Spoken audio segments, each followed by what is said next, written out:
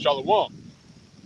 Before I begin, I want to give all praise, honor, and glory to Yahweh, by Hashem Yahushai, by Hashem Rakakudash, and also as well, double honors to the apostles and the elders of Great Millstone. They continue to rule very well to this very day. That's continually feeding the flock through the spirit and power of Yahweh by Hashem Yahushai. And also as well, Shalom to the hope elect. That's continuing to labor in his work, and also do labor to show forth your diligence to make your calling and election sure. All right. Now, to go ahead and hop right into the spirit, man. It's another Saturday, you know, and, it's of course, it's raining and windy a little bit, but, the show must go on, man. All right. We are to come out on the highways and byways, in all the elements, man. But just to go ahead and hop into the spirit, today being officially now is being made today being a federal holiday, in which is Juneteenth, in which the people call it, and to this very day, man, Jake are still asleep, man. They still are not privy to, the dealings of Esau, all right, in which Esau Edom is the true biblical nationality of the so-called white man, okay? And that's a fact, because this man is for years and years on end has completely downtrodden our people and brought them down to a low state to the point to where they can no longer have any sort of fight in them, man. Now our people are all docile, and now they're more susceptible to accepting Esau's edicts, man. In their legislations, and today, Jake is all out and about today, man. Even in the rain, man. Okay, and they show so much devotion to days like this, to where they just come out, whether in what kind of weather, just to celebrate this madness, man. All right, not knowing the history behind the history behind this particular day, and Jake just do something just to do something, man. If it was a certain type of so-called holiday or some type of gathering or whatnot, what they'll do, they just get right into it, man. They don't even think about the history behind it. They don't think about what it took place behind in past times to the point to where we are today, man. Jake just getting it because it's cool, man. But now we're in a time to where ignorance is starting to be thrown out the window, man. Okay, because all the information is out there pertaining to this day. It's rarely available, man. Okay, why? Because if you go into the history of it, right? I'm not gonna go too deep into it because I want to hop into some precepts. But if you go into it, it tells you that during this time it was an Emancipation Proclamation. Now, if you go into the real reason or the reasoning behind why they put that or they assign the Emancipation Proclamation is to get the slaves, which was our people, all right, so-called Negroes, Hispanics, and Native Americans, to transfer them, all right, transfer them from from the hands of your modern average everyday Edomite that own a field to now to the hands of the higher ups of Edom, man. Okay, and now they're and then they put it in the description of Juneteenth as celebrating freedom from slavery. And guess what, man? Our people are still in captivity, man. Okay, they're still in captivity and they're still in harsh bondage, man. All right, whether they know it or not, man. How do we know that? Well, look at what you got to do to live, man. All right, the scriptures tell you that we're still yet in this day in our captivity, man. That to where we are subject to payments. Okay, and we are subject to payments. We still have to go about our lives trying to just to pay, just to live, man. You have to pay just to even live, man. I mean, think about it. It's something that's as a natural resource like food and water, right? If you had a certain field or what have you, right? But guess what? Now you got to pay for that, man.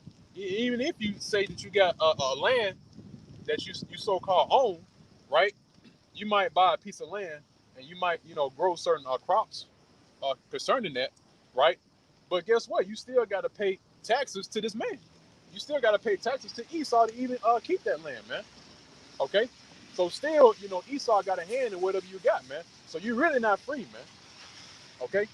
Our people, man, they can go about down up and down the streets calling themselves free, but you're not really free, man. All right, I dare any of you, I dare any of you so-called Negroes, Hispanics, and Native Americans to go ahead and just get a plane ticket and leave without having any sort of identification, man. All right, or go apply for a job, what have you. All right, and then go apply for it without your ID, without your Social Security, you know, without all those different forms of documentation. All right, and it goes to show you that you're not free, man. Okay, we're not gonna be free until Yahweh Shah comes and get us, man. All right, and Yahweh Shah is gonna be the one to get that pleasure, man. Because that's what his name means, Yahweh Shah, which means he delivers or he saves, man.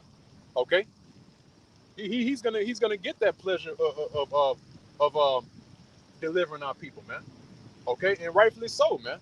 Okay, that's why it tells you in the book of Matthew that his name shall be called Yahweh Shah, for he will save his people. Okay, that's possessive. Okay, because his people are who? You so-called Negroes, Hispanics, and Native Americans, man, who are the true Hebrew Israelites that the Bible speaks of, man. Okay, but I'm gonna go ahead and hop right into the precepts. And Slocky, I'm gonna be kind of slow getting these precepts because I'm trying to keep the umbrella and keep these precepts or my Bible from getting wet. So first, I want to grab Ecclesiastes chapter 3, and Slocky, bear with me.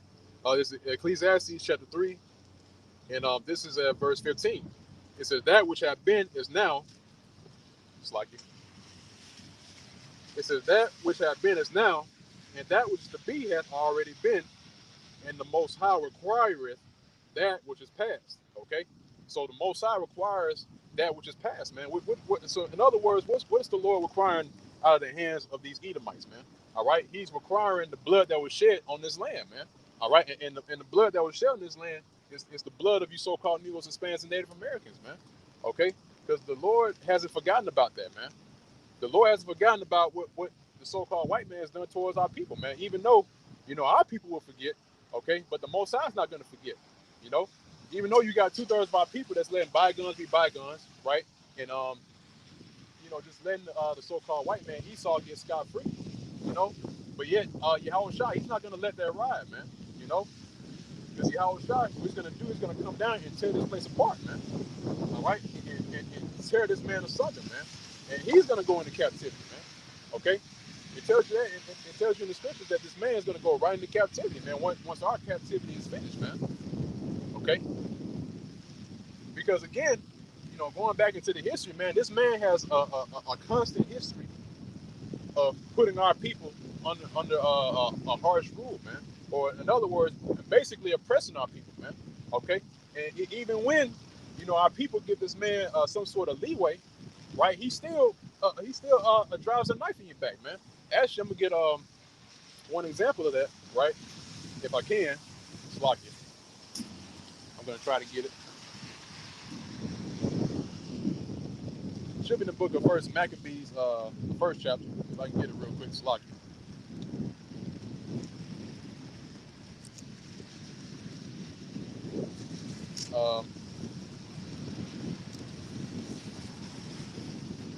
Let's see. First Maccabees chapter 1. It should be at verse 30.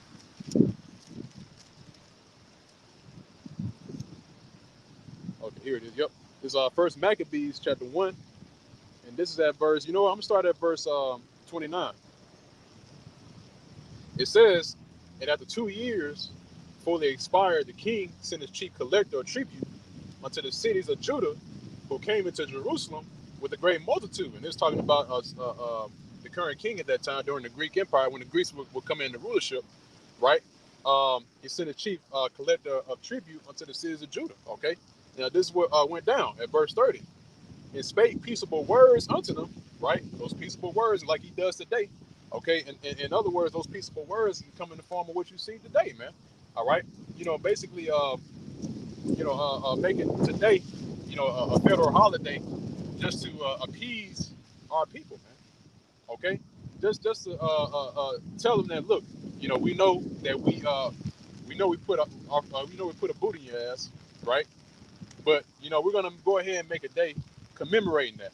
All right, and actually, and really to be more specific, this day it really marks the day to where, you are basically given over to the hands of the higher ups, man. Okay, the higher ups of Edom. Okay, this is what this day really commemorates, man. Okay, because you're still in captivity, man. This is nothing but another day to commemorate our people's demise, man. Okay, reading on, right, at verse 30, or yeah, verse 30, it says, "But all was deceit, for when they had given him credence, he fell suddenly upon the city and smote it very sore, and destroyed much people of Israel." Okay, and see, and that's what happens, man. Whenever you give this man some sort of leeway or some sort of credence, right? Then guess what, man? He's gonna fall upon you, man. All right, and smote you. Okay, and again, he has a history of doing that, man. Okay, he has a history of putting our people under the boot, man. Okay, and guess what? It's not gonna stop there, and it's not, and damn sure it's not gonna stop here, man. Okay, he's gonna continue to spoil our people.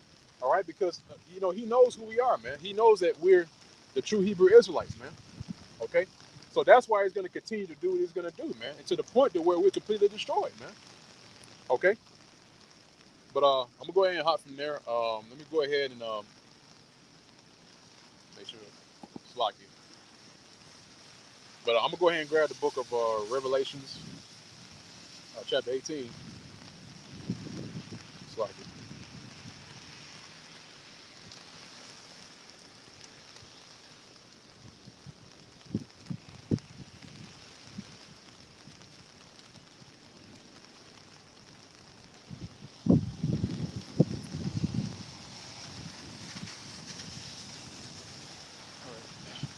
It's the book of Revelation, chapter 18, and I'm gonna go to verse 6. It says, "Reward her, even as she rewarded you, and double unto her according to her works, and the cup which she hath filled, fill to her double."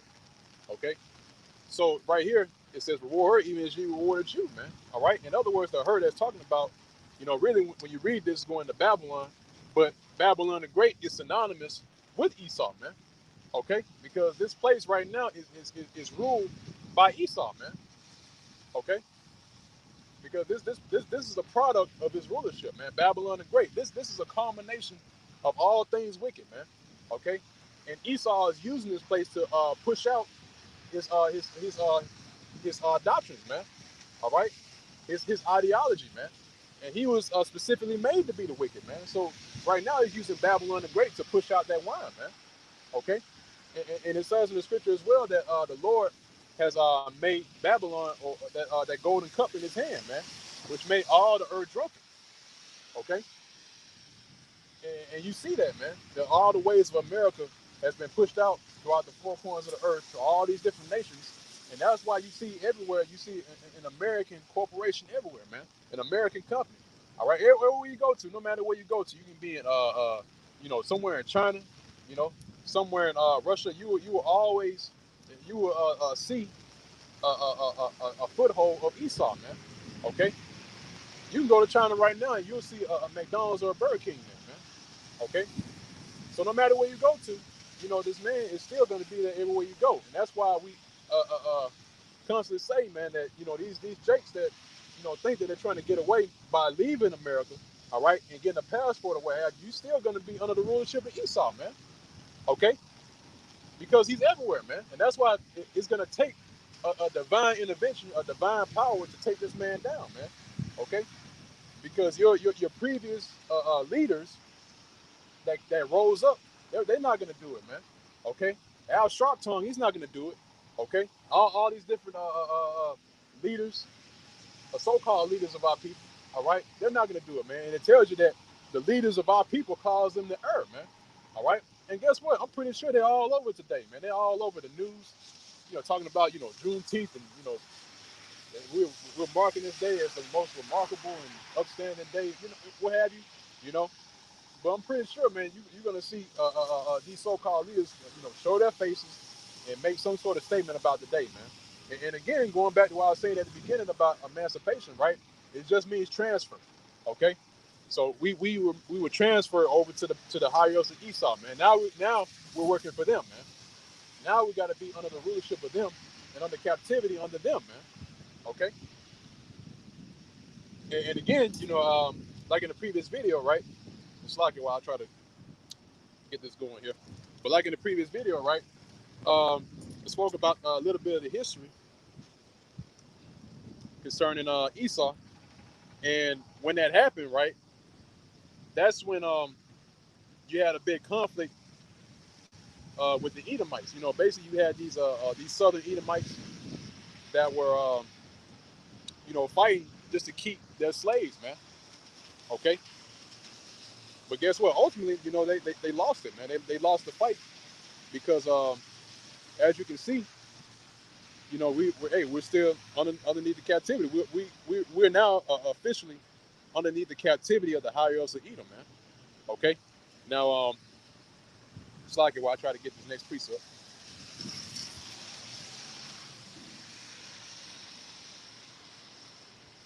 All right, it's the book of Revelations, chapter 17. This is at verse 6. It says, "And I saw the woman drunken with the blood of the saints and with the blood of the martyrs of Yahushua. And when I saw her, I wondered with great admiration." Okay. Now this is the vision that John the Revelator was seeing on the Isle of Patmos, man. Okay. And the vision that he was seeing this woman, right? It was that woman, if you read a verse up, she was known as Mystery Babylon, all right? The mother of harlots, man. Okay. And in this next verse, it says that this woman was drunken with the blood of the saints, man. And to this very day, this place is still drinking off the blood of the saints, man. And also as well, it says the martyrs and the blood of the martyrs of Yahushua, man. Okay. And this land has a history of bloodshed, man. Okay. And when you're drunken with something, right? You have no control, man. You lose all types of control when you're drunken, man. So in other words, being drunken with the blood of the martyrs of Yahushua and the saints, man, this place has been made drunken with the blood of our people, man. Okay. And guess what? Again, like I said, when you're drunken with something, you have no control, man. Okay. So now this place is completely out of control, and guess what? That bloodshed still continues to this very day. Okay. And at the end of the day, again, this man has no control whatsoever, even in the first place, man. Okay. How do we know that? It's because the Lord is in control, man. The Lord is controlling this man and what he does, man. Okay. So at the end of the day, this man, this is the Lord's sword. It even tells you that in the book of Psalms. Okay. That to deliver us from the wicked, which is the Lord's sword, man. Okay. But I believe that's it on that. It's like, yeah, that's it on that. I'm gonna go ahead and grab the next precept.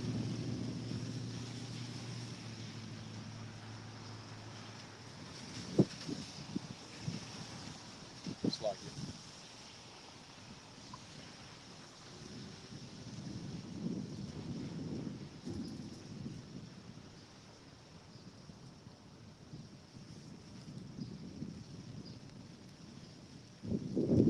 All right, I want to grab the book of Psalms, 137.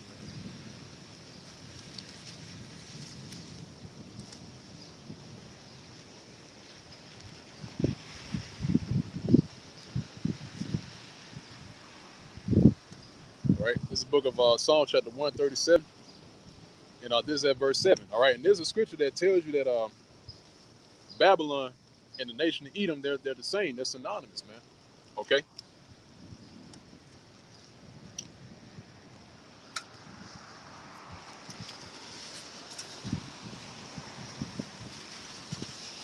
All right, it's the book of Psalms, chapter 137, and this is at verse 7.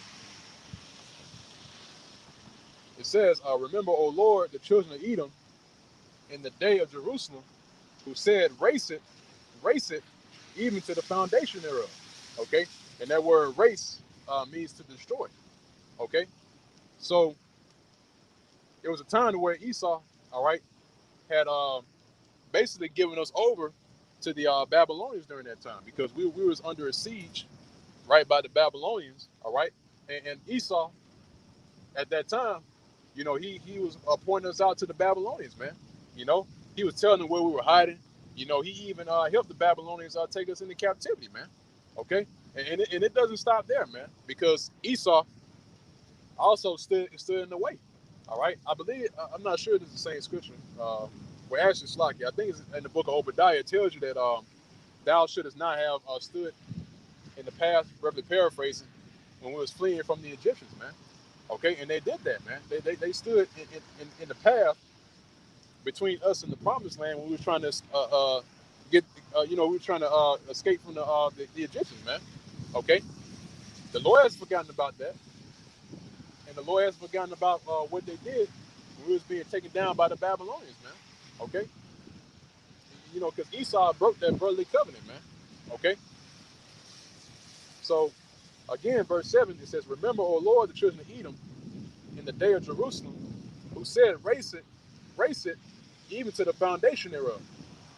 O daughter of Babylon, who art to be destroyed. Happy shall he be that rewarded thee, as thou hast served us." All right? Boy. So I'm going to read again. It says, O daughter of Babylon, who art to be destroyed. And right after we read about Edom, it goes right into Babylon, man. So again, that lets you know that, Edom and Babylon are synonymous, man. Okay? So again, it says, O daughter of Babylon, who art to be destroyed. Happy shall he be that rewarded thee, as thou hast served us. Happy shall he be that taketh and dasheth thy little ones against the stones. All right, you see that? So, and that's why the Lord is not a respecter of persons, man. Okay? Whether it's the old, the young, the maids, the children, it doesn't matter, man. All right? If you are not under the vibration behind Bashmel Shah, if you're not in the circle, then you are asked out, man. Okay? You're done, man. You're basically slated for destruction, man. Okay? Because the Lord, think about it. The Lord, when He destroyed this earth the first time by the way of the flood, there was women, there were children, there were the elderly, okay, and all of them got destroyed, man. All right, all of them got destroyed during the time of the flood, man. And only Noah and his family were preserved, man. Only a remnant were delivered. So what makes you think that the Lord is not going to do the same thing, man? Okay. And these Edomites, the one who worship, the spiritual demon Satan, on the left hand side, they basically say that, our power is wrong, man. Okay, because they know about the works of Yahweh Bashim Shah, man. Okay, but yet they're worshiping the creature, man. It tells you that in the book of Romans, the first chapter, that said they worship the creature more than the creator, man. Okay, really, the majority of these people that you see, man, they worship the creature more than the creator, man. Okay, that's why this world is backwards, man. Okay, but I want to go ahead and jump from there. I'm gonna grab the book of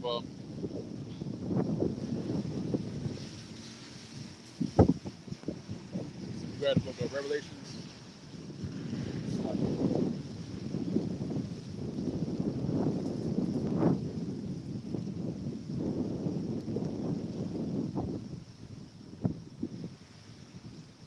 Let's see, Revelation chapter 13.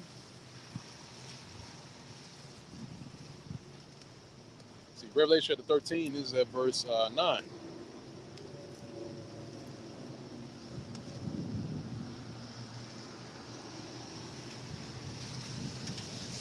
I think I might have to ditch the cover, so like it. Yeah, let me bear me for one moment, like it. Let me just this real quick.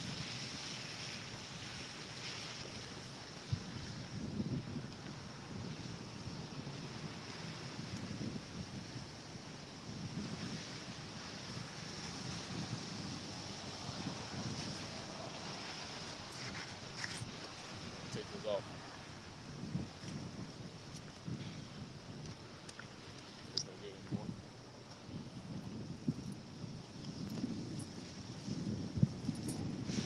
All right. So back at it.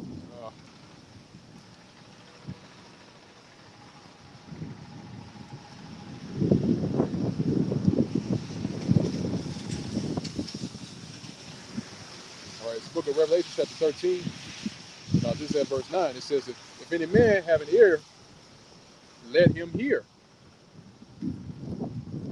He that leadeth into captivity shall go into captivity. He that killeth with the sword must be killed with the sword. Here is the patience and the faith of the saints. All right. Now this is our patience, man. Okay. Our patience is to put this man in chains, man. Okay. And to have him go into captivity, man. So again, it says, "He that leadeth into captivity shall go into captivity," man. So this man has led into captivity, right? With and the people that he led into captivity is the apple of the Lord's eye, man. It tells you that in the book of Zephaniah that we are the apple of the Lord's eye, man. So you took the Lord's treasure, all right, his apple of his eye, and you took him and you put him in captivity, man. Okay? So you led our people into captivity, so guess what? You're going to go into captivity, man. Okay? It's rightfully so, man. The Lord, again, man, we're going to keep pushing this out, that the Lord has not forgotten about what these Edomites have done, man. Okay? Again, they can fight and claw and cry about it all they want to, but the Lord, still to this very day, has not forgotten about what you did, man. Really, it's recent in the Lord's time, man. Okay, because it tells you that in the Bible that a day to the Lord is 1,000 years to us, man.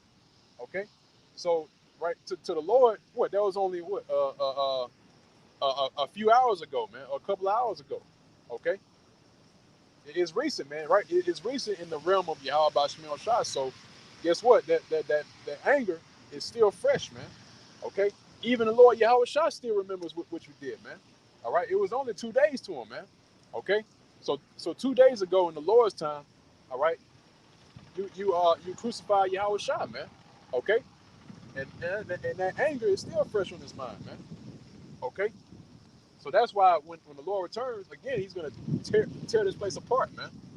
Okay, so like it says here, he that leadeth into captivity shall go into captivity, right? And he that killeth with the sword must be killed with the sword.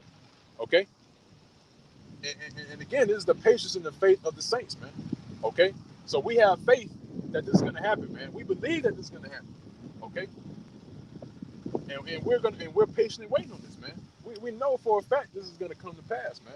All right, so it's only a matter of time before the Lord holds firm that word, man. All right, and execute it. Okay, so I'm gonna go from there. I'm gonna get the book of Galatians, chapter 6. It's like it once again.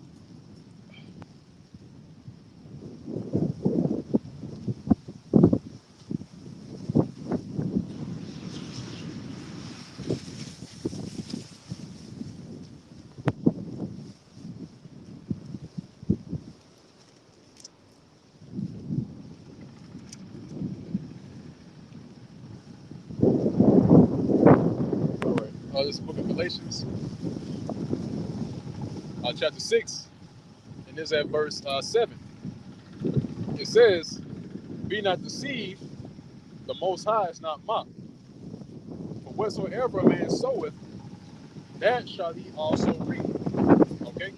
So again, this man has sown nothing but bloodshed, man. Okay? He's shown bloodshed and he sowed, all right, chaos and murder, man. So guess what, man? He's going to reap the same, man. Okay? That same bloodshed that he has enacted on our people, man. Guess what? The same is going to be done to him, man. Okay, that harsh captivity that was put on us is going to be put right back on him, man. All right, and like I read earlier in the book of Revelations concerning reward in Babylon the Great, it's going to be double onto him, man. Okay, so if you look at all the previous events in slavery, right? When you look at all these slavery movies, right, of that they put out in the media, okay, guess what, man? The things that's going to be done to Esau is going to be done way worse, man, in righteousness. Okay, because when he had us in the hardcore bondage, right? He was doing it in wickedness, man. Okay, and he was doing all manner of wickedness towards our people, man. Okay, but guess what? When we have him in captivity, it's going to be a righteous captivity, man. All right, and Esau's going to have no sort of benefit whatsoever, man. It actually tells you that after Esau served his captivity, he's going to be done away with, man. Okay, and rightfully so, man. Okay, because again, like I mentioned earlier about the history of Esau, he has a history of, of deceiving, of deception. Okay, so when you give this man any sort of credence whatsoever, he's just going to continue to do what he's been made to do, which is be wicked. Okay, so the only thing that you can do with a specimen like that is to destroy it off the face of the earth, man. That's it. Okay. Now again, this is not us. This is not by our will, or this is not our own words, man. These are words from the book, man. Okay, and I'm gonna get it here in a little bit. It's in the book of Obadiah that tells you that he's gonna be destroyed, man. Okay, but I'm gonna go ahead and jump from there. Um, I want to grab let's see, slide here. Let's see. I want to grab the book of Jeremiah chapter 49.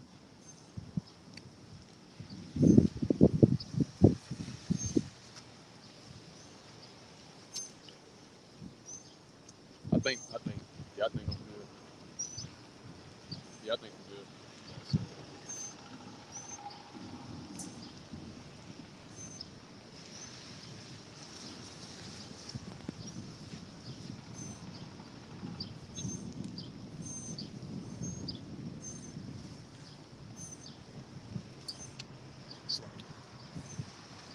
Slide you. Bear with me for one moment while I get this down.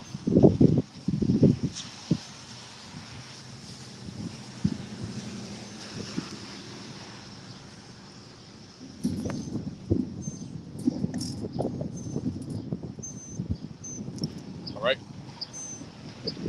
So I want to grab the book of Jeremiah chapter 49.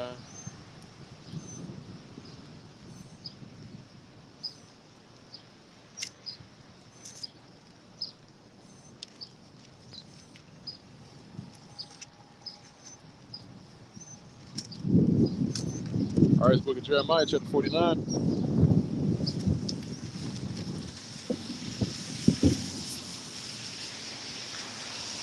Yeah, Jeremiah chapter 49, verse 12.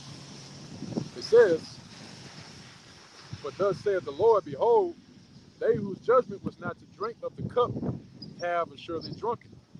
And art thou he that shall altogether go unpunished." All right. So that cup that's talking about is talking about captivity, man. It really is. I mean, it really is more than that, man. Okay, captivity, destruction, wickedness, all that has been given over to us, man. Okay, but it says here, it says, thou shalt altogether go unpunished. Okay, and the question and the answer to that is no, they're not going to go unpunished. It tells you, man. It says, thou shalt not go unpunished, but thou shalt surely drink of it. Okay, and what is that cup talking about? Okay, that cup is talking about the cup of captivity, man. The cup of of oppression, man. Okay, and why is that, man? Because throughout our history and throughout our time, man, we've been nothing but oppressed, man. And our people don't even realize that they're being oppressed. Okay,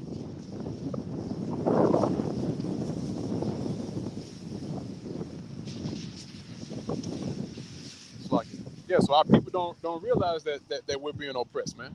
Okay, because our people have been conditioned to believe that this place is for their betterment, man. Okay, but this place, really, this land, again, perpetuates nothing but wickedness. And another thing is that you really, you really have to bow down to the image of this place to even get some sort of foothold, man. That's why a lot of our people, they go into, in a rap career. Okay, they go into, an acting career or what have you, man. Okay, but again, that's what our people have been conditioned to do, man. They believe that, in order to even have some sort of status or any type of foothold here in America, or try to, quote unquote, make a name for yourself, right? You have to do that, man. You have to bow down to Esau, man. Okay, and plenty of our people have done that, man. Okay, but guess what? Even still, you're considered less than nothing, man. You still considered, the bottom of the barrel, man. All right. Case in point, look at what happened to in LeBron James' case, man. All right. He's considered today as as a phenom, man. All right. As your basketball celebrity, man. All right. A great basketball player, and he's held in high esteem, man. But guess what? Even still, his house was vandalized, man. Okay. And these Edomites, basically showed him, you know, hey, at the end of the day, you're still a nigga, all right? You're still a ninja, should I say? Because you can't even say the N word now, all right? Because Esau, of course. But at the end of the day, he said, look, man, you're still a ninja, man, okay? And they, and again, they made sure to make him, basically to have him see that, man, okay? So that shows you that this man, these Edomites, still look at you as an adversary, man. Okay, no matter the smiles that they give you, no matter how lofty they act, or your average everyday broad-eyed bushy-tailed Edomite, try to make themselves look like they're pleasant and peaceful. But guess what, man? They're still out for your life, man. Okay, and it also tells you in the book of Sirach that whenever there's opportunity, all right, he will be sure to cast you into a pit. Roughly paraphrasing, man. Okay, but I'm gonna go ahead and jump from there. I'm gonna get the book of Isaiah chapter 51.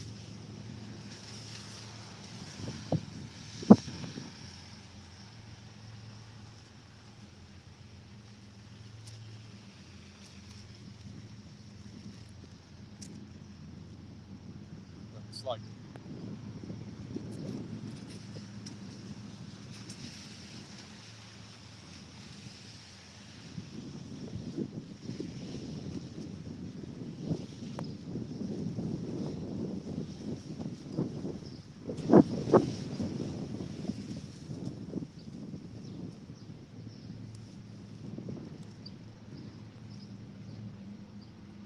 all right, this book of Jeremiah, not Jeremiah, it's like this book of Isaiah chapter 51.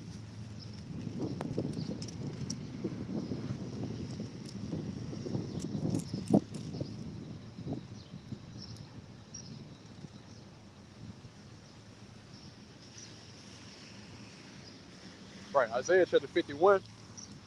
Yeah, this is at verse. I'm gonna start. At verse 22. It says, "Thus saith thy Lord, the Lord, and thy power that pleaded the cause of his people. Behold, I have taken out of thy hand the cup of trembling, even the dregs of the cup of my fury. Thou shalt no more drink it again." Okay, and that cup has been given over to our people, which is the cup of trembling, man. All right, basically being under the oppression of the so-called white man. Okay, so the Lord right now is taking that cup away. All right. All right, so the Lord has taken that away, or is starting to take that away. Okay, and now we're going to get to a point in time where we no longer are going to drink of that cup, man. Okay, but reading on, right? It says, verse 23.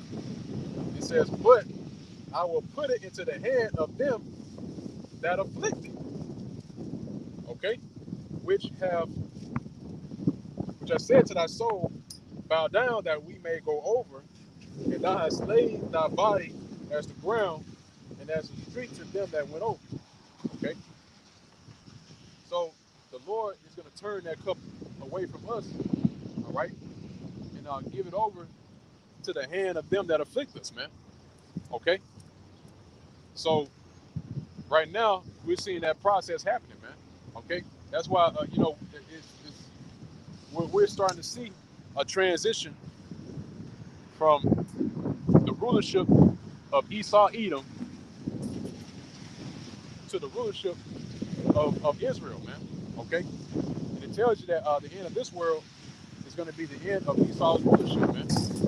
Okay, and Jacob's rulership is going to be the beginning of it that follows, man.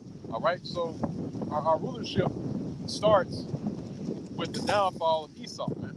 Okay, so that cup of trembling, right? That cup of captivity, all right? That oppression that these Edomites are giving over to us is going to be given over to Esau, man. And he's going to drink that cup, man. Okay. Uh,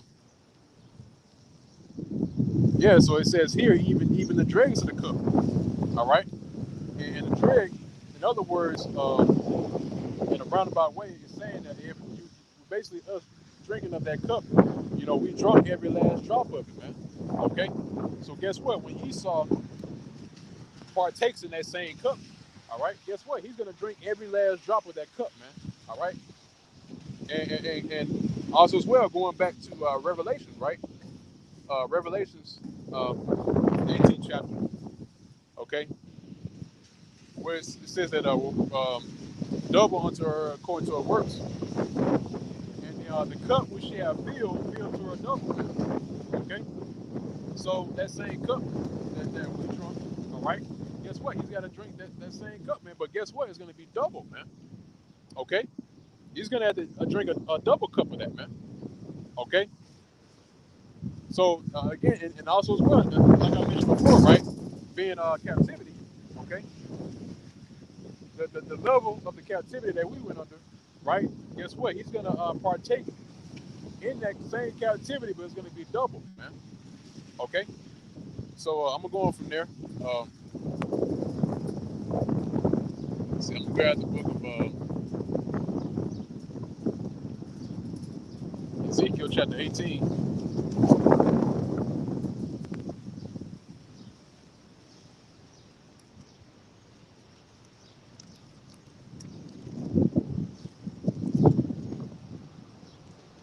It's like it is Ezekiel chapter 18.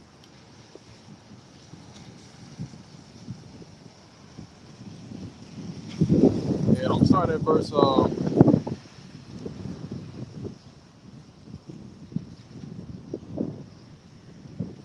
it's like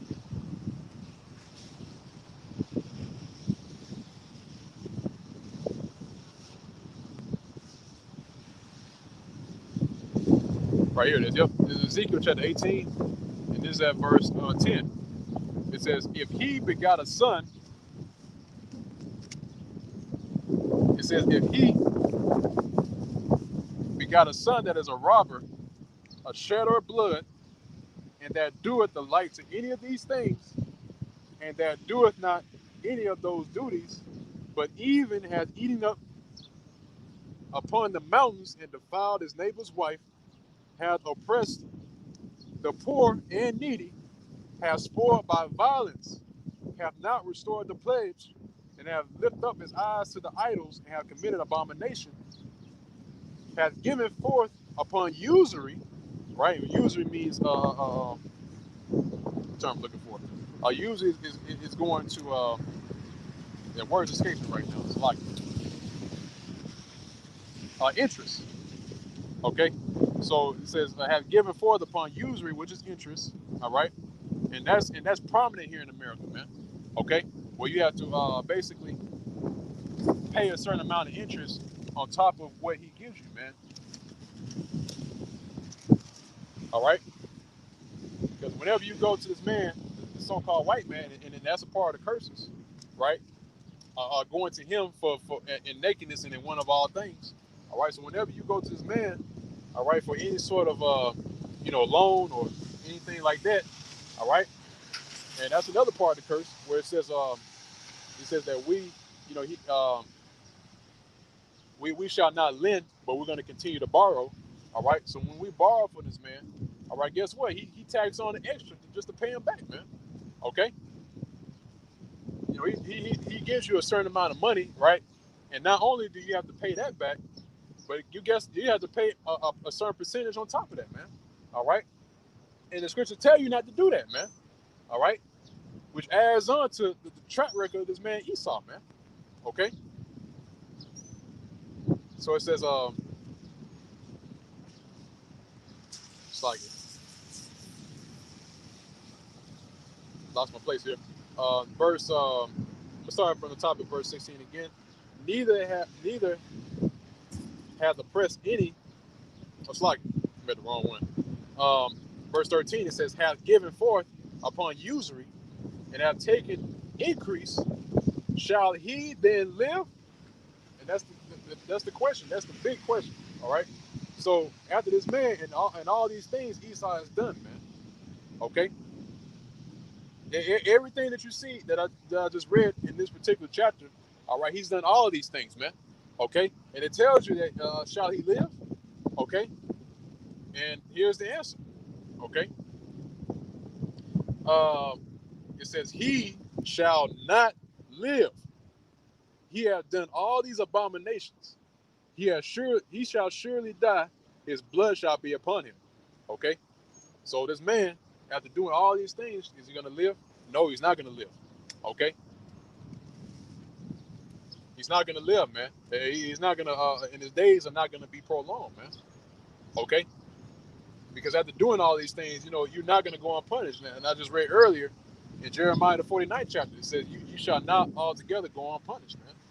All right, but you're gonna drink of that cup of trembling, man. Okay, so I'm gonna move up from there. It's like it.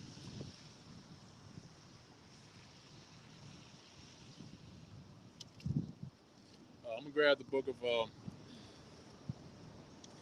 Isaiah.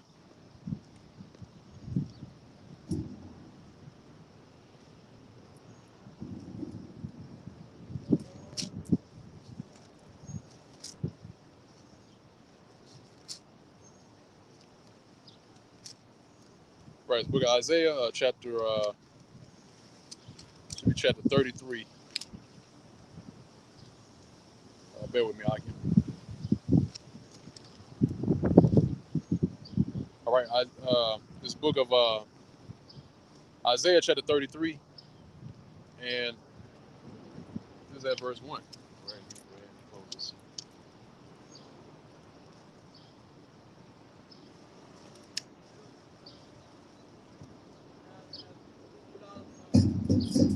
I don't have any more cash on me, bro. Hey, no problem, man. All right, it's the book of Isaiah chapter 33, and this is at verse 1. It says, "Woe to thee that spoilest, and thou wast not spoiled, and dealest treacherously, and they dealt not treacherously with thee. When thou shalt cease to spoil, thou shalt be spoiled. And when thou shalt make an end to deal treacherously, they shall deal treacherously with thee." Okay? So, basically this man has done nothing but spoil, all right, and dealt treacherously, especially with our people, man. Okay? So guess what? When he ceased to spoil, all right, guess what? He's gonna be spoiled, man. Okay? And when he finished dealing treacherously, guess what? He's gonna be dealt treacherously with, man. Okay? So I'm gonna move on from there. Grab the next precept. Because again, man, Esau, man, he's not gonna ride out to the sunset, man. Okay? He's not gonna ride to the sunset. It's not gonna be a happy ending for Esau. All right, like you see in these different movies. And if you notice, right, that these different movies that Esau put out, they always come out like with him being on top or him overcoming in some sort of way. But guess what? This is reality, man. All right, and reality is telling you that you're not going to prevail, man. Okay, and reality is going to hit him in the face, man. All right, because he believes that he's going to come out on top and triumph at the end, man. All right, but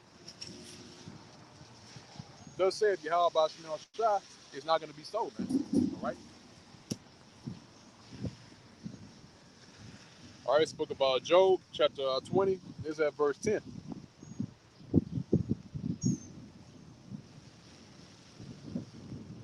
All right, it says, "His children shall seek to please the poor, and his hands shall restore their goods. His bones are full of the sin of his youth, who shall lie down with him in the dust. All right. So it tells you right there, man, that this man is going to try to seek to please the poor, man. And this today, being so Juneteenth or what have you. All right. This man right now is trying to seek to please the poor, man. Okay. And not only that, based by making today, a federal holiday or what have you. Guess what, man? And our people are eating that up, man. Our people are all over that. Okay. So that's why again it says his children, right? And the children right now are talking about the Edomites that are here today.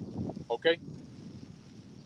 They're gonna try to seek to please the poor, man, and they've done that not only through this day, right?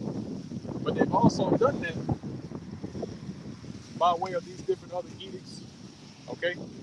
Trying to appease our people, okay? But guess what, man? The Lord Yahweh Shemel Shah is not having that, man, okay? And the Lord real soon is going to show you that he's not having it, man. When he started to bring these different calamities on the soils of America, man, when those plagues start kick in the full force, this man's going to know for sure that the Lord's doing this, man, all right? And that Esau has failed in his endeavors to quell the anger of the Lord, man. Because at the end of the day, this man is trying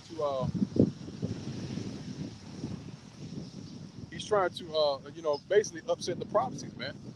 Just in the hopes of him to submit his rulership, man. Okay, but it's already been written, man, that you're going to be destroyed, man. Okay, it's already been written that your destruction is at hand, man. Okay, and no amount of legislations or edicts in the spirit, no amount of edicts and legislations or speeches or what have you is going to stop the Lord from doing what he's about to do, man. Okay, which is doom and gloom. But Slaki, while I grab this next precept, should be Book of Psalms chapter 55. Right, it's Book of Psalms chapter 55.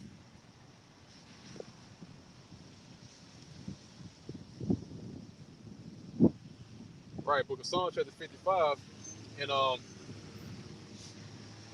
gonna start at verse 20.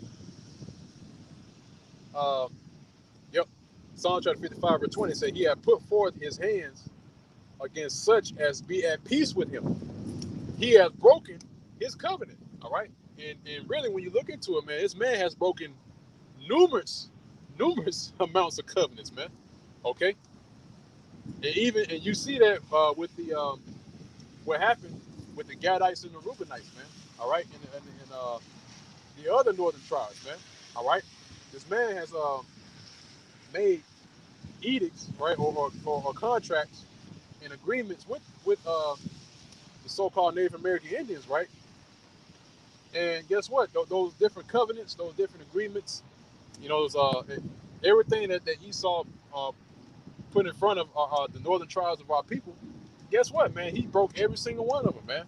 All right, he broke a numerous amount of treaties that he signed, man. Okay, treaties that he made with the northern kingdom tribes.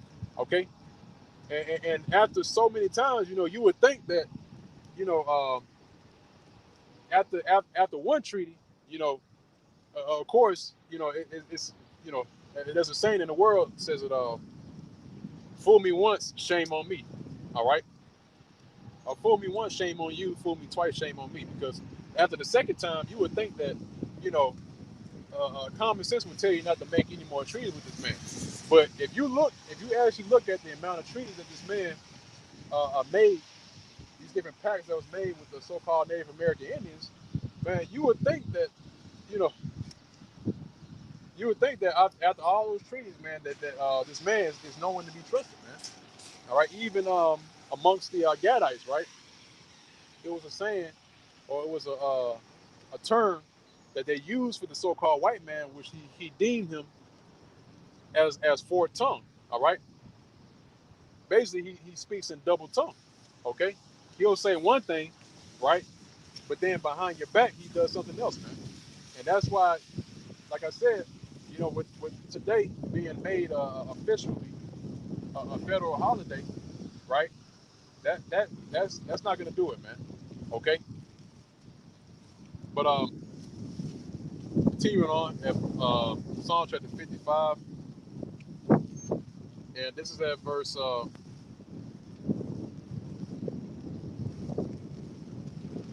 it's like verse 21. It says, "The words of his mouth were smoother than butter, but war was in his heart. His words were softer than oil, yet were they drawn swords." All right. So this man, he'll speak sweetly, right, and he'll say whatever it is to butter you up. But at the end of the day, war is in his heart, man. Okay, war is in the heart of every single Edomite that you see, man. Okay, and also as well, his heart are drawing swords, man. So no matter what he says or tries to speak sweetly towards the people, guess what, man? It's war, man. It's all meant for war because this man, his blessing, right?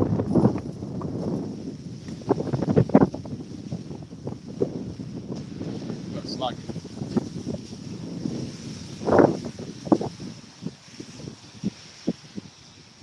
yeah, this man's blessing is the sword, man. Okay, and he is fulfilling his blessing, man. Okay, to be that sword. Okay, and the sword is made to destroy, man. Okay, a sword was made for the purpose to destroy, man. So that's why he was given that blessing of the sword, so he can go out and destroy what you see today, man. Okay, and the main targets of that sword, right, is our people. Okay, but I'm gonna go on from there. I'm gonna get the book of Sirach, chapter 12.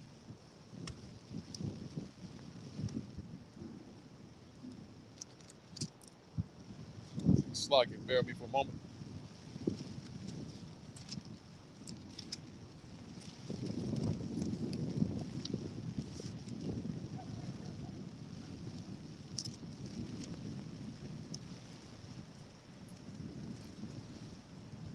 All right. So this book of Sirach,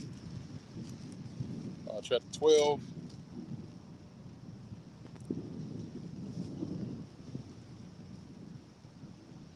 All right, this book of Sirach, chapter 12 is at verse 16. Okay. It says, "An enemy speaketh sweetly with his lips, but in his heart he imagineth how to throw thee into a pit." All right. So, like it says here, an enemy speaking sweetly with his lips, man. Okay. And who is the main enemy of you so-called Negroes, Hispanics, and Native Americans? All right. It's the so-called white man. Okay. And this man has shown you to be your enemy, man. Okay, time and time again, this man has shown you his true nature. Okay, and our people still not learning, man. Our people still not learning their lesson, man. Okay, you still haven't learned that this man is out for your life, man. All right, and that he's out to destroy you, man. Okay, but guess what? Our people are gonna know real soon. All right, pursuing to Jacob's trouble, right? You're gonna know real soon that this man has always sought out your life, man. Okay, but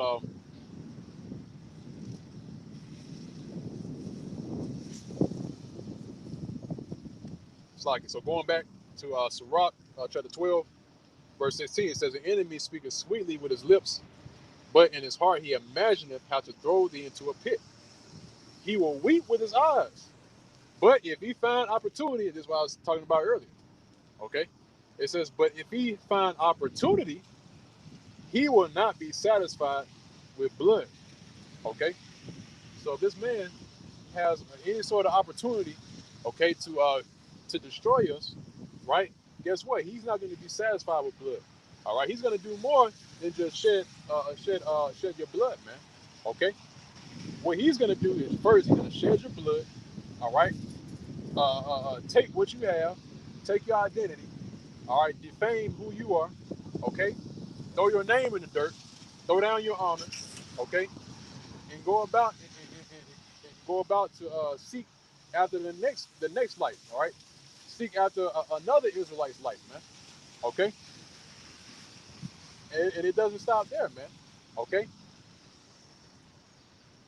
Verse 17 says, if adversity come upon thee, thou shalt find him there first, and though he pretend to help thee, yet shall he undermine thee.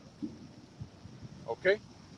So when adversity hits, whenever our people are in some sort of trouble, all right. In case in point is what happened to the Levites. Okay. The so-called Haitians, man. Okay.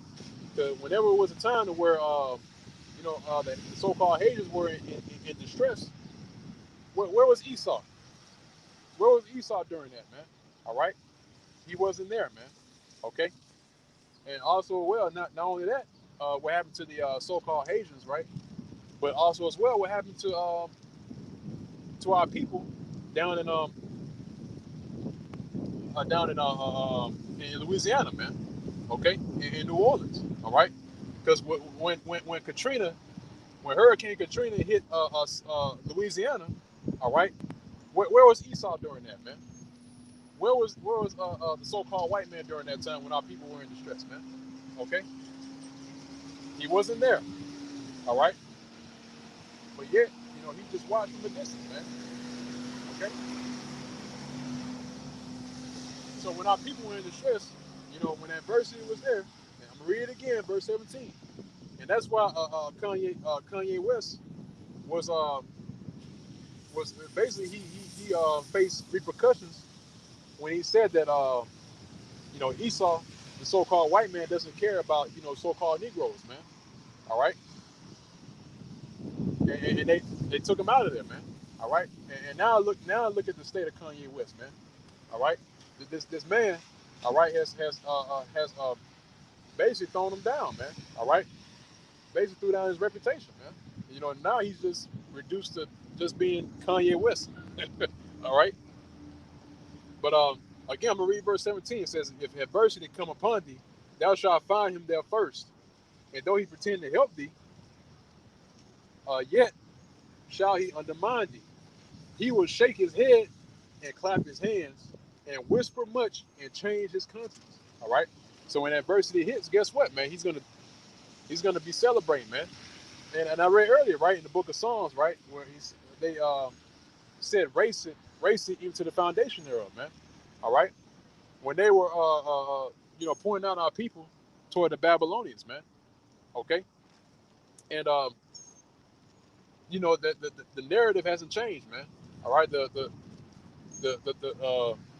persona of Esau has not changed. Okay.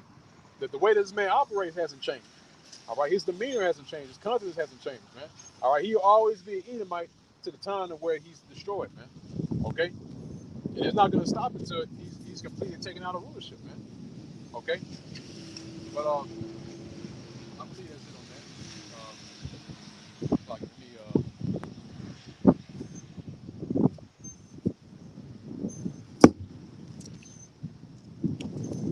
ahead down real quick. So I'm gonna get the book of Psalms.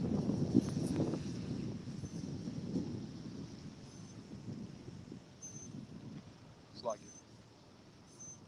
want to get the book of Psalms chapter 50 real quick.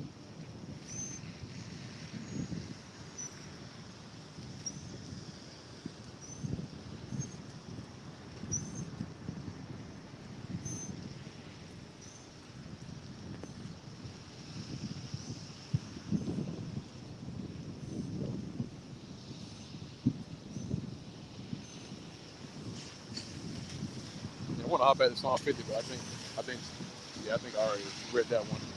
But,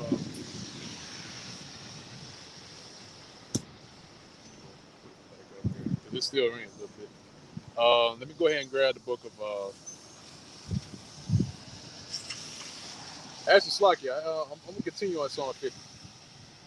There's a little bit more on this. Psalm chapter 50, verse 19. It says, "Thou givest thy mouth to evil, and thy tongue frameth deceit. Thou sittest and speakest against thy brother. Thou slanderest thine own mother's son. Okay? So this man, we has done, he's continually sat and speak against our people, man. Okay? And it says here, it says, thou slanderest thine own mother's son. All right? In other words, your brother. Okay? Because, again, like I mentioned before, this man has continued to slander our people, man. Okay? And also as well, he broke that brotherly covenant, man. Okay? Whenever he was trying to seek out our lives with the sword, okay? This man, time and time again, he sought for our life, man. Okay? Now, verse 21, it says, these things hast thou done, and I kept silence. Thou thoughtest that I was altogether. It says, thou thoughtest that I was altogether such as one as thyself. But I will reprove thee and set them in order before thine eyes. Okay? So you see that? So in other words, look, it says they believe that Yahweh Shemel Shah, the Most High, all right, the God of the Bible, is like him, man. Okay? Because he thought in his mind that, the Lord is working with him, man. All right? Which in a way, the Lord is with this man, all right? On the left, concerning the left-hand side, being in rulership, okay? But guess what? At the end of the day, it's for this man's destruction, man. Okay? Because the Lord is leading this man right into his own demise, man. Okay? But I'm gonna jump from there. Then I'll close out here in a little bit.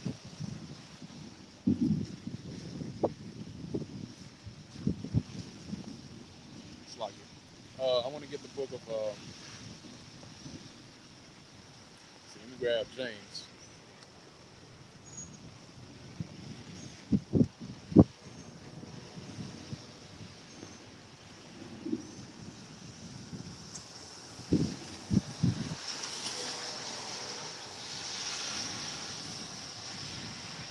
It's like it. I'll grab this. All right, it's the book of James, chapter 5.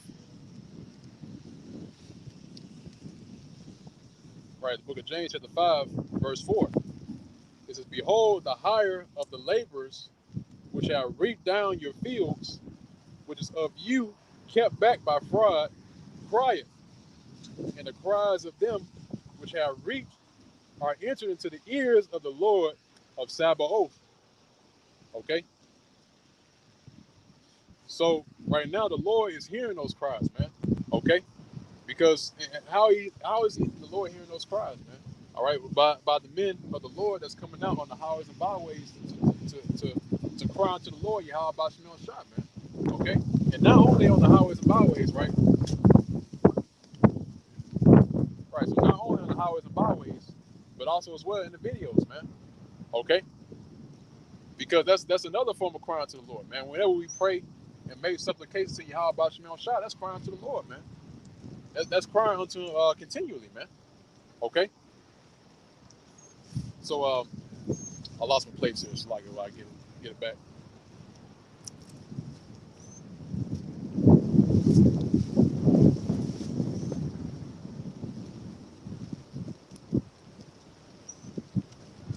All right, so back at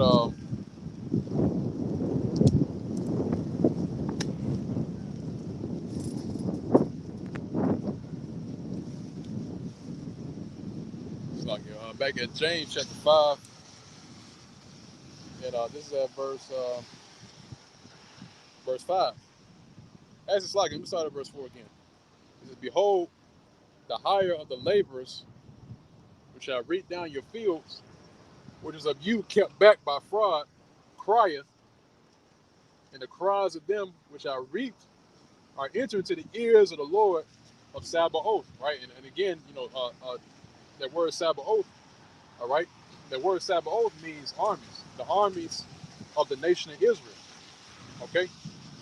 And the Lord indeed has a great army, man, okay? And that army is coming back real soon, man, along with Yahweh Shah, okay? Verse 5, it says, ye have lived in pleasure on the earth and been wanton. You have nourished your hearts as in the day of slaughter. Okay? So it says you have nourished your hearts as in the day of slaughter, man. All right? In which they have nourished themselves as in the day of slaughter, man. All right? You know, they were pleased to see our people being slaughtered. And they still are pleased to see our people slaughtered. Okay? Again, man, there is no satisfying the bloodlust of Esau, man. Okay?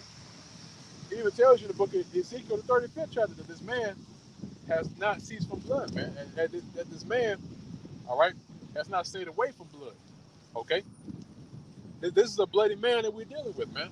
What makes you think that him signing a day like this, a Juneteenth being a federal holiday, all right, is going to keep this man from fulfilling his lust, man? Okay?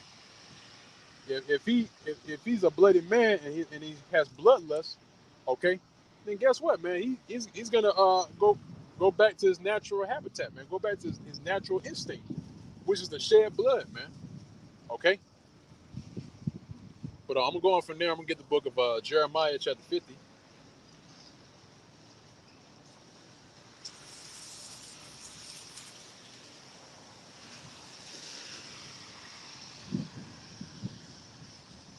I think yeah, I'm good. I want to get Jeremiah 50 and 7.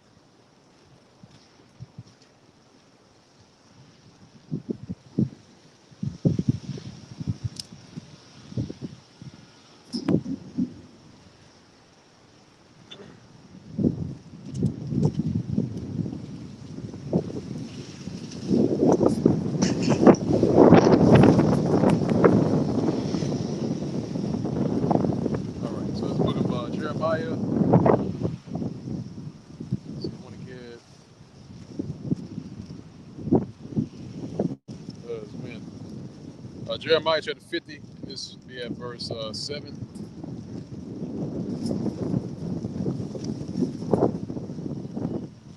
Right, Jeremiah chapter 50 is at verse 7.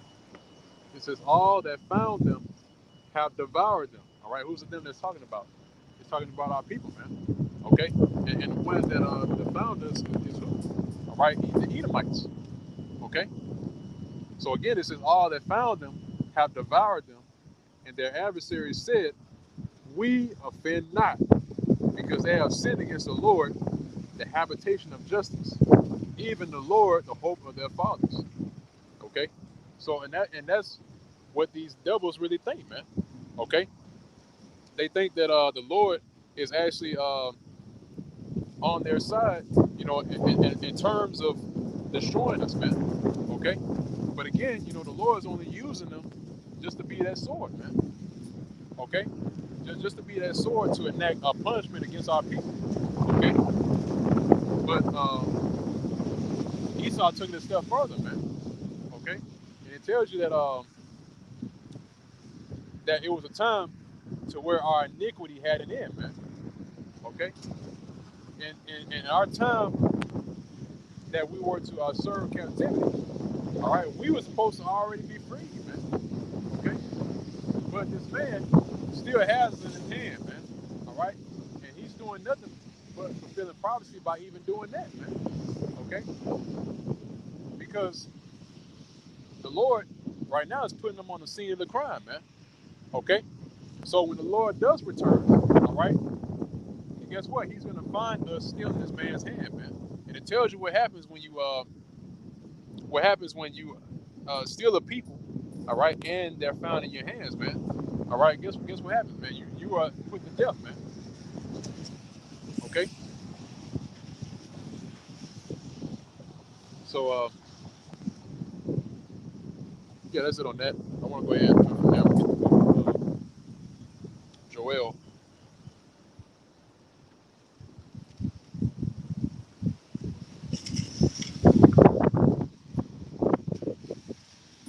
All right, um, let's see. This is the book of Joel, chapter 3, and this is at verse 3. and start wrapping it up. All right, Joel chapter 3, verse 3. It says, "And they have cast lots for my people, and have given a boy for a harlot, and sold a girl for wine, that they might drink." And really, they actually done that, man. Okay? If you look into the history on what our people were being sold for, all right, one of those things were wine, man. Okay? And really, it wasn't even real wine to begin with, man. It was watered down wine, man. So this man didn't even regard us being being compared or being valued to that of actual pure wine, man. Okay? But instead, we were just valued to being compared to watered down wine, man. Okay? So continuing on, it's like, will I get it again?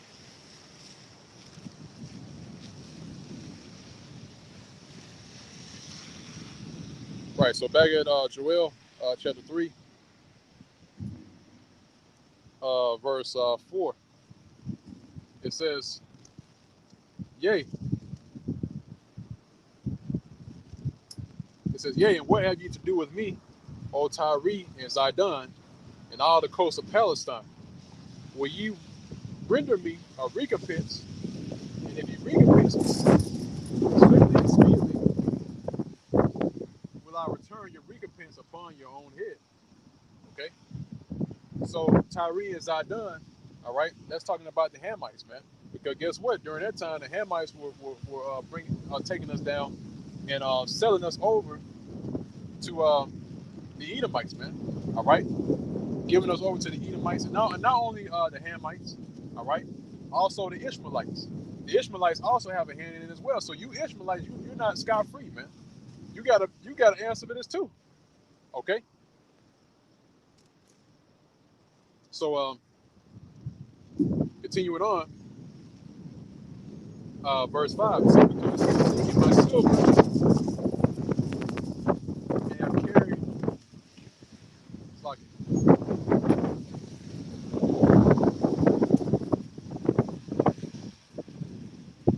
because you have taken my silver and my gold and have carried into your temples my goodly pleasant things, the children also of Judah and the children of Jerusalem have you sold unto the Grecians. All right, who are the Grecians that's talking about?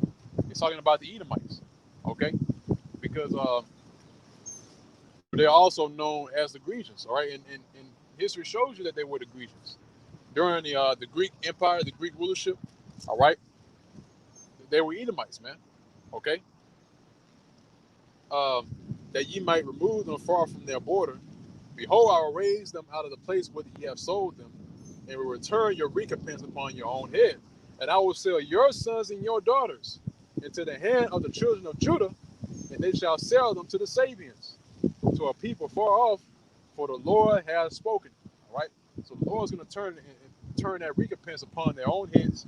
All right. And they're going to be sold, man. All right. They're going to go into captivity. Okay. Again, Esau is the main nation that's going to go into captivity, right? Esau. Okay. But also as well, you Hamites and you Ishmaelites and you other nations are going to go into captivity right along with them, man. Okay. Even though it's not going to be as harsh as Esau's captivity, right? But you're all going to get judged either way, man. Okay. You're still going to face that captivity. You're still going to be in the kingdom for servants and handmaids. Okay. So I'm gonna move on from there.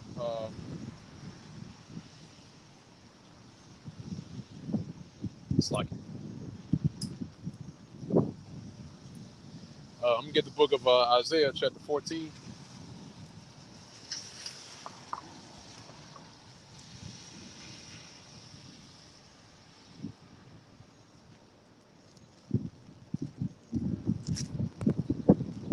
All right, it's book of Isaiah chapter 14. And this is at verse 2. It says, "And the people shall take them and bring them to their place, And the house of Israel shall possess them in the land of the Lord for servants and handmaids, and they shall take them captives, whose captives they were, and they shall rule over their oppressors. All right. So guess what? We're going to possess these other nations, especially Esau. All right. In the land of the Lord, which where's the land of the Lord? It's talking about the nation, the land of Israel. All right, Jerusalem. Okay. It says, and we're going to take them captives, whose captives we were, and we're going to rule over our oppressors, man. Okay. So again, man, this man is labeled and known as our oppressor. Okay. And again, he has time and time again, he has oppressed our people, man. Okay, and he's still oppressing our people to this very day, man. Okay. Uh, let's see, I'm not even at verse 3. It's like it.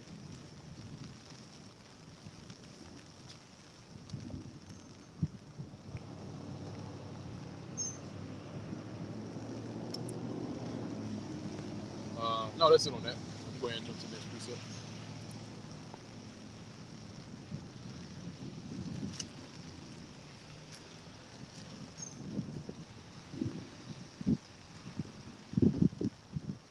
All right, it's Isaiah chapter 24.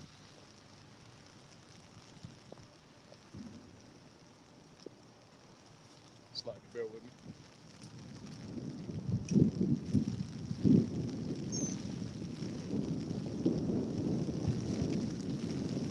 Isaiah chapter 24. This is at verse 21.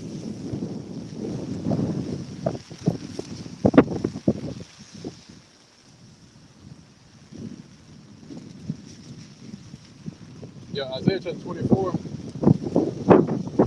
21. It says, "It shall come to pass in that day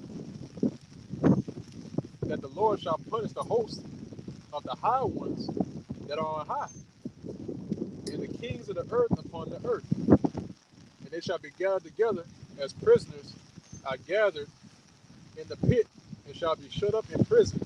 And after many days they shall be visited." Okay?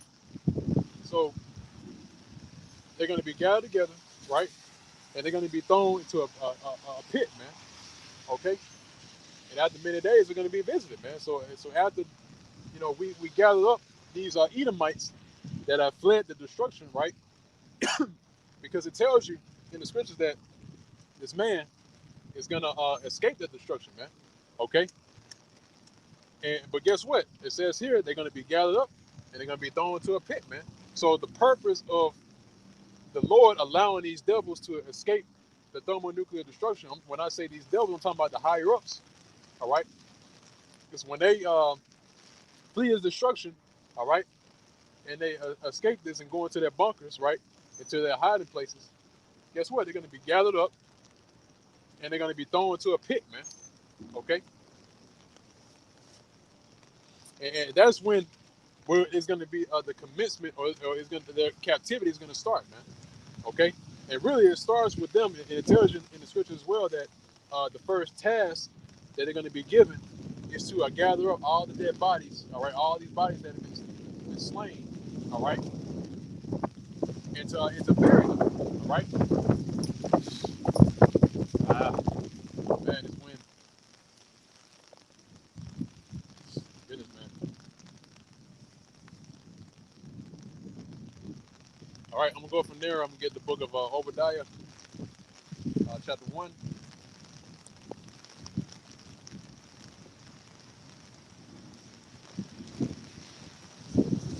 All right, so Obadiah chapter 1, and all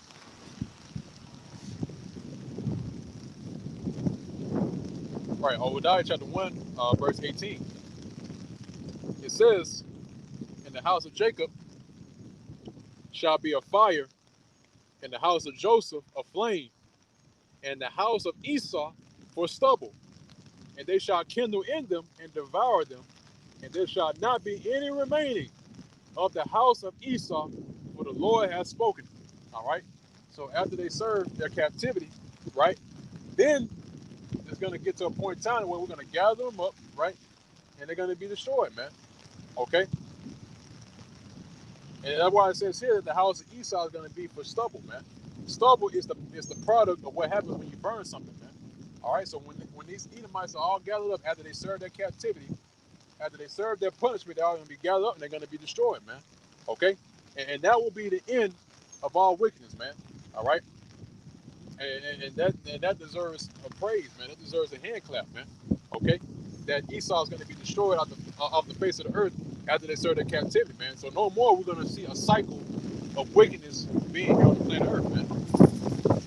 Okay, but I'm gonna grab this last piece up, right? Let's see, Job chapter 20.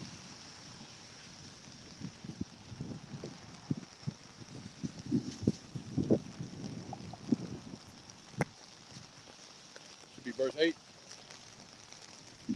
Okay, it's the book of Job chapter 20, and it's at verse 8. And I'm gonna close out on this.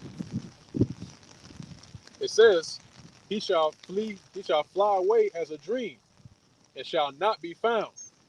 Yea, he shall be chased away as a vision of the night. Okay, so it's gonna be just like a nightmare. Okay, and a nightmare doesn't last for that long, man. A nightmare only happens for a moment and it's gone, man. So guess what? When it comes to a point in time where Esau is destroyed out the face of the earth, all right, that's when it's gonna happen, man. He's gonna fly away as a dream, or he's gonna fly away as a nightmare, man. Okay. And it says here, it says the eye also, verse 9, the eye also which saw him shall see him no more. Neither shall his place any more behold him. Okay. So he said the eye will see him is not gonna see him anymore, man. Okay, because these people that are here, man, especially our people, that they can't imagine a place. They can't imagine a world without Esau, man. All right, that's how conditioned our people are, man. Okay, they can't see a world where Esau is not in it, man. Okay, because why? Because the only thing they know is a world ruled by Esau, man. Okay, that's the only thing they know. All right, they can't see themselves being in any type of rulership, man, having some sort of sovereignty. Okay, the only thing they know is being under the foot of Esau. All right, and being under captivity, man. Okay, and it shouldn't be like that, man. Okay, because our people were actually meant to rule, man. Our people were meant to be in a seat of power and rulership, governing the planet Earth, man. Okay, because these laws, statutes, commandments were given unto us to govern the planet Earth, man. Okay, so that's why when this happens, right? Guess what? We're going to experience a world with no more Edomites, man. Okay. Actually, Slaki, I want to grab one last piece of it, right? I want to grab the book of Sirach.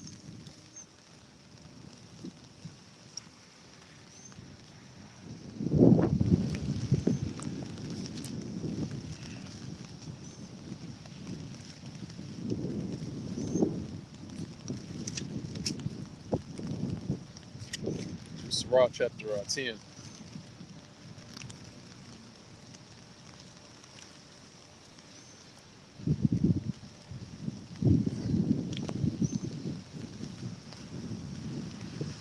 All right, it's the book of Sirach, chapter 10. And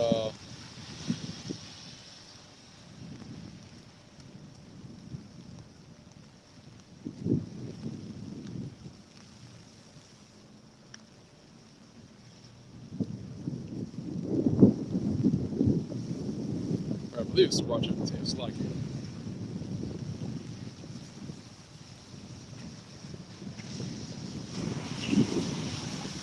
Oh, Sirach chapter 12, verse 10.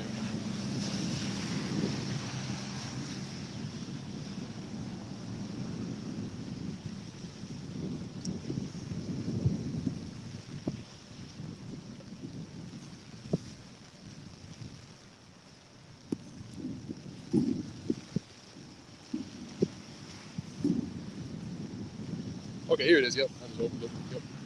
So this is the book of Sirach, chapter 10. This is at verse 10. All right. It says, the physician cutting off a long disease. And he that is today a king, tomorrow shall die. Okay? So that physician, and that physician that the scripture is talking about is talking about Yahweh Shai, man. Okay? Because Yahweh Shai is known as the great physician. Okay? So guess what? Yahweh Shai is getting ready to cut off that long disease, man. Okay? That long disease being Esau Edom, which again is the true biblical nationality of the so-called white man. Okay? Because this disease, like it says, man, this is a long disease, man. Esau has continually been in rulership for a certain point in time. All right, and now it's the time for him to no longer come back into rulership, man. Okay, because he was taken out of rulership, right, during the time when the Roman Empire fell, or the pagan Roman Empire fell. Okay, and then he went into captivity, and guess what? And he rose back up. Okay, and now he's back into power. Okay, but now the Lord is going to make sure that he doesn't come back into power, man. All right, and the Lord is going to cut off that long disease, man. Okay, that cancer that's been sitting, and that cancer has been over the planet Earth and destroying everything, man. Okay, because Esau is a cancer, man. All right, and it's time for that cancer to be cut off and destroyed, man. Okay, and the Lord's going to make sure that by way of the thermonuclear fire that's coming, man. Okay, so with that, I'm going to close out on that note. Um, you know, um, Lord's will. Back out here once again. Next time, which if we're not out here already, okay, and just do it all over again, man. But Lord's will, man. This is it, man. Lord's will that the Lord returns yesterday, man, and just and comes back and destroys this place and delivers. Okay. So with that, I'm going to close it out. Once again, I want to give all praise, honor, and glory to Yahweh, Baal Shem Yom Shai, Baal Shem Rakatadash, and also as well double honors to the apostles and the others of great millstone that rule us this day, and also Shalom, peace and safety, salutations to the hopefully elect that's continuing to labor in his work, and also do labor to show forth your diligence to make your calling and election sure, in faith, in truth, sincerity, and also in all charity. And with that, that's a Shalom, DTA, Abba Babal. Soon.